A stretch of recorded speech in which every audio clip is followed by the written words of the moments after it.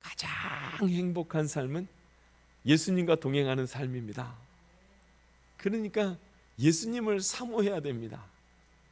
정말 행복하기를 원하는 사람은 그 마음을 하나님께로 열고 하나님, 내가 하나님을 사랑합니다 하고 하나님께 마음을 들 수 있는 사람이어야 합니다. 바울이 그렇게 담대하게 행복함으로 걸어갈 수 있었던 것은, 복음을 전할 수 있었던 것은 예수님이 함께 동행하는 것을 알았기 때문입니다. 바울이 어떻게 했는가?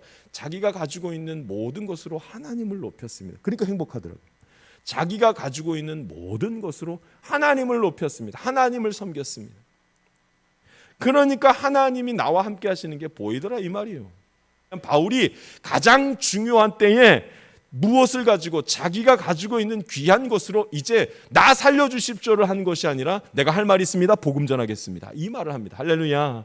여러분, 이렇게 했더니 환난이 와도 당황스러운 일이 생기고 세상이 자기를 미워하는 일이 있어도 주님을 높이려고 자기가 가지고 있는 모든 것으로 나아갔더니 그 가운데에 하나님이 함께 하시는 것이 눈에 보이기 시작하더라는 겁니다. 그런데 놀랍게도 우리가 하는 일은 무엇인가? 내가 제일 잘하는 걸 가지고, 내가 제일 소중하게 여기는 것을 가지고 나를 위해서 살면 행복할 줄 알았는데, 그런데 행복해지지가 않더라고요. 왜냐하면 행복은 하나님이 만들어주시는 것입니다. 하나님이 나에게 함께 하셔야 만족할 수 있더라고요. 내가 뭘 어떻게 해서 만족하는 것이 아니라 하나님이 나를 붙드셨더니 만족하게 되더라고요. 할렐루야. 바울이 행복해 보입니까? 저는 행복해 보이지 않아요. 막 죽이려고 하고 재판하려고 하는데 뭐가 행복해 보여요. 그런데 그 가운데 뭐 때문에 바울이 저렇게 잘할 수 있나? 그 행복이 어디에 있나? 가만 보면 어떻게 저렇게 평안할 수 있는가? 도망가는 것이 아니라 어떻게 저렇게 복음을 가지고 말할 수가 있는가?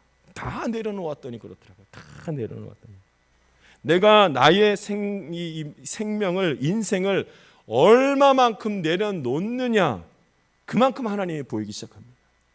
많이 내려놓으면 하나님이 많이 보입니다. 조금 내려놓으면 조금밖에 하나님이 보이지 않습니다.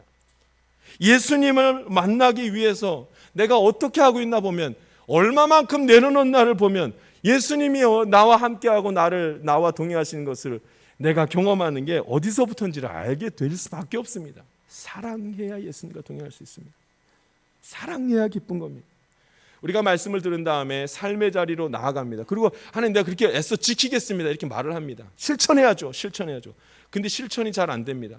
왜냐하면 내가 옳은 것 같고 내가 맞는 것 같아서 옳은 것과 맞는 것을 하려다가 보니까 말씀대로 실천하겠습니다. 그 실천이 안 됩니다.